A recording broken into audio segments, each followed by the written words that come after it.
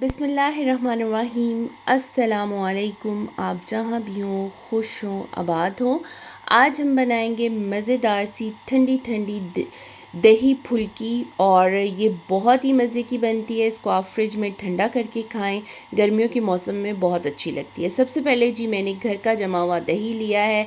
मेरे पास दही है हाफ़ के जी। इसमें मैंने चीनी ऐड की है 3 खाने के चम्मच और नमक डाला है तकरीबन आधा चाय का चम्मच। इन दोनों चीज़ों को डालकर मैं इसमें अच्छे से मिक्स कर लूँगी और फिर हम चलेंगे इसके नेक्स्ट स्टेप की तरफ। ये मैंने फुल्कियाँ बाज़ार से ली थी और इनको मैंने पानी में सोक कर दिया था नॉर्मल टैप वाटर में।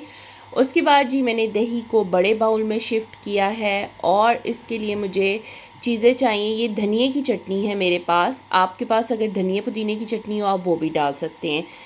इसमें मैंने नमक, हरी मिर्च और ज़ीरा डाल के पीस लिया था। इसके अलावा जी इसमें एक मीडियम साइज़ का प्याज गया है, टमाटर गया है 1 अदद, यहाँ पे आधा चाय का चम्मच पिसा हुआ ज़ीरा, 1 चाय का चम्मच मैंने चाट मसाला डाला था और थोड़ा सा नमक 1 चुटकी मैंने डाला है। बाद में मैं स्पाइसेस चेक करके इसके अंदर और ज़्यादा बढ़ाऊँगी। यहाँ पे डालूँगी जी मैं इसमें इमली की मीठी चटनी जो मैंने गुड़ में तैयार की हुई है, यानी कि इमली का सॉस लेके उसमें मैंने गुड़ में डाल के उसमें सिर्फ नमक और चिली फ्लेक्स डाल के उसको बना के रखा हुआ है। बहुत मज़े की बनती है और ये मैंने इसके अंदर ऐड किया। अब यहाँ पे मैं स्पाइसेस चेक कर लूँगी अगर स्पाइसेस पूरे होंगे।